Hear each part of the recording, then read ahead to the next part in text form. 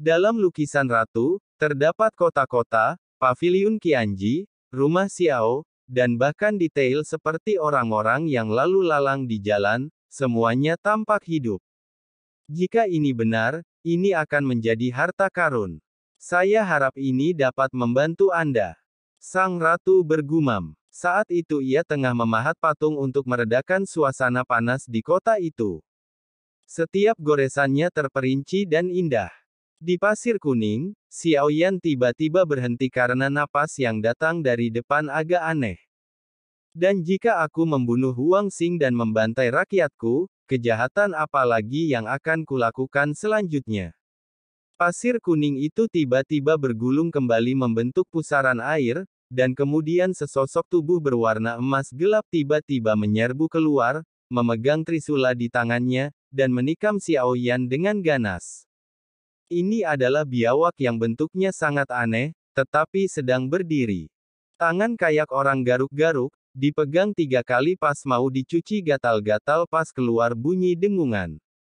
Yang mengejutkan Xiaoyan adalah dia benar-benar dapat berbicara dan bahkan berbicara dalam bahasa manusia. Artinya, tidak semua makhluk luar angkasa memiliki kecerdasan rendah, beberapa di antaranya juga memiliki kecerdasan, dan kadal raksasa humanoid yang menyapu memancarkan fluktuasi napas yang kuat. Mata Xiaoyan terfokus, dan 7 segel bintang di antara alisnya berkelebat. Pada saat yang sama, naga api di lengannya berputar ke telapak tangannya, lalu dia mengangkat tangannya, dan penguasa misterius ke-8 pun muncul. Terbungkus dalam api, ia menyerang dengan ganas ke arah kadal raksasa humanoid. Percikan api beterbangan dari senjata itu saat kedua senjata itu bertabrakan tanpa Xiaoyan mampu bereaksi. Yang terakhir tiba-tiba mundur dan tenggelam ke pasir kuning di sekitarnya. Lalu tusukan lurus lain keluar dari belakang Xiaoyan. Tetapi trik ini jelas tidak berpengaruh pada Xiaoyan. Ton Thunder hampir tidak dapat membuat Xiaoyan bereaksi apapun, dan dia berbalik dalam sekejap untuk bertabrakan dengannya lagi. Tetapi pada saat ini, sosok lain muncul di belakang Xiaoyan, dan kadal raksasa humanoid di depannya langsung berubah menjadi pasir kuning dan menghilang. Ada kemampuan aneh seperti itu. Tepat saat tabrakan terjadi, aku merasakan aura itu dengan jelas, tapi tak disangka ternyata itu adalah tubuh yang terbuat dari baju besi yang terbuat dari pasir kuning. Xiaoyan memilih menghindar kali ini, tetapi dia tidak ingin bertarung dengan binatang buas ini. Butuh waktu lama, dan segera klon Golden Cicada muncul dari bayangan. Kekuatan kadal raksasa humanoid ini kira-kira pada tingkat pertama keabadian dewa. Namun, dengan keunggulan pasir kuning, efektivitas tempurnya telah meningkat pesat. Setidaknya ada kesempatan untuk berurusan dengan Xiaoyan. Jika dia orang yang tangguh, dia bisa membunuhnya dalam waktu kurang dari 10 ronde. Kali ini, kadal raksasa humanoid itu tiba-tiba membuka mulutnya yang besar dan berada puluhan kaki jauhnya dari Xiaoyan. Menyemprotkan pasir bersuhu tinggi. Badai pasir memuntahkan darah dan mengangkat telapak tangannya untuk meredakan peradangan. Sebuah tangga darurat muncul di depannya, menyemburkan pasir.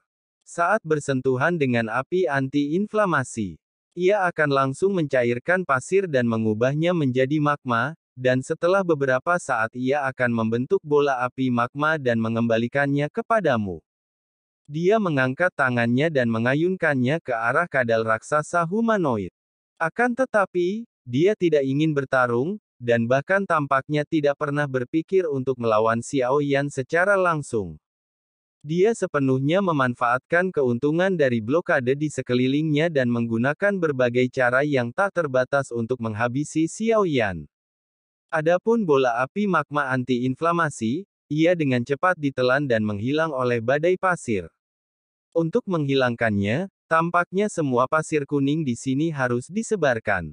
Xiaoyan berkata dengan suara yang dalam. Akan tetapi, seluruh planet dilanda badai dan hampir tidak ada tanah di permukaan tanah. Oleh karena itu, hamparan batu merah yang luas terekspos, dan jelaslah mustahil untuk menyebarkan pasir kuning. Kecuali jika bintang ini hancur atau terbentuk suatu formasi. Akan tetapi, untuk menghadapi binatang seperti itu, tidak perlu menggunakan formasi yang merepotkan. Ada secercah cahaya di mata Xiao Yan, dan sepertinya dia sudah punya rencana. Ditambah lagi dengan kemampuan akting Xiao Yan yang luar biasa, ia mampu mengelabui pria itu dengan sedikit tipu daya. Ketika kadal raksasa humanoid muncul lagi, ada serangan kejutan lainnya. Penguasa berat misterius ke-8 yang sunyi dan Trisula saling bertabrakan. Setelah tabrakan, penggaris berat itu menghantam dada Xiao Yan dengan keras. Xiao Yan yang terengah-engah memuntahkan seteguk besar darah, kemudian matanya memerah dan tubuhnya menghilang. Tiba-tiba ia terlihat sangat malu, lalu segera berubah menjadi pelangi panjang dan meluncur ke pasir kuning. Tampaknya dia kalah dan ingin melarikan diri. Haha, sekarang kau tahu betapa hebatnya aku dalam membunuh binatang pemakan langit yang mengaum, tapi hanya bermimpi untuk melarikan diri. Di pasir kuning di belakangnya, Xiao Yan sengaja memperlambat langkahnya, kalau tidak, dia pasti sudah lama menghilang dengan kecepatannya yang teramat cepat. Di atas pasir kuning, terlihat ombak naik turun bak lautan. Bunuh binatang pemakan langit yang mengaum. Ia berenang bebas di badai pasir kuning seperti seekor ikan di air dan mengejar Xiao Yan. Xiao Yan melambat lagi, dan serangan dari belakang datang lagi, kolom pembunuhan menyerbu ke arah Xiao Yan. Dengan suara keras, Xiao Yan terhantam kolom pasir dan langsung kehilangan keseimbangan bagaikan layang-layang yang talinya putus. Terhuyung-huyung dan terjatuh langsung dari udara. Dengan suara keras, suara teredam meledak dari tanah merah. Tanah merah ini bukan tanah biasa, melainkan tanah yang sangat keras. Kecuali seseorang memiliki tubuh yang cukup kuat, sulit untuk memasuki tanah, apalagi berjalan melewatinya. Di tengah angin dan pasir, daya tempur binatang buas yang mati sedikitnya sebanding dengan yang ada di tanah, bahkan mustahil untuk menangkapnya. Jika ini terus berlanjut, orang akan menderita gangguan mental. Pada saat ini, Xiao Yan sudah menyerbu ke dalam tanah melalui kekuatan tubuh fisiknya. Tanah di sini tidak sepenuhnya padat. Sebaliknya, tempat ini penuh dengan gua. Dia sudah mengetahui hal ini sebelumnya, karena klon jiwanya sedang menyerap hakikat bintang-bintang di pusat bumi, di mana terdapat lipatan waktu dan ruang. Karena tidak ada cara untuk memastikan keasliannya, lebih baik membiarkan klon jiwa berlatih lebih lanjut di sini. Xiao Yan berusaha sekuat tenaga agar klon jiwanya dapat menerobos alam jiwa kuno. Meskipun kemajuannya lambat, ini adalah cara melatih tubuh. Seiring berjalannya waktu, hal itu akan menghasilkan perubahan kualitatif. Asal kamu benar-benar yakin akan hal ini, klon jiwa pasti akan mampu turun seiring berjalannya waktu. Berhasil menerobos ke jiwa alam kuno yang lebih kuat. Pada saat ini, Xiao Yan tengah menunggu di dalam gua untuk membunuh binatang pemakan langit yang mengaum. Seperti yang diduga Xiao Yan, dia bergegas mencarinya. Tidak ada angin atau pasir yang menyembunyikannya di sini, tetapi kita harus membunuhnya sekaligus. Jika dia tidak diberi kesempatan, bagaimana jika dia, yang memiliki kecerdasan, menyadari ada yang tidak beres dan melarikan diri, bukankah itu akan membuang-buang waktu Xiao Yan? Jika seseorang dapat melahap dewa abadi, ia akan mampu memperoleh kekuatan klon jangkrik emas. Lebih ditingkatkan lagi. Saat ini kekuatan klon Golden Cicada masih jauh dari cukup. Binatang pemakan langit yang mengaum dan membunuh tidak keberatan meredakan peradangan seperti ini.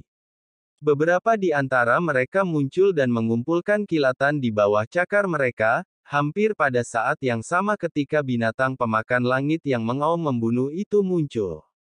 Sosok Xiao Yan langsung mendekat, dan cahaya tiba-tiba bersinar di matanya.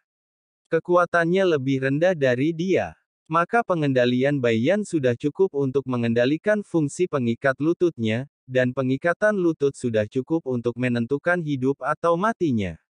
Xiao Yan sama sekali tidak ragu, jari-jarinya yang berapi-api melesat menuju jantungnya.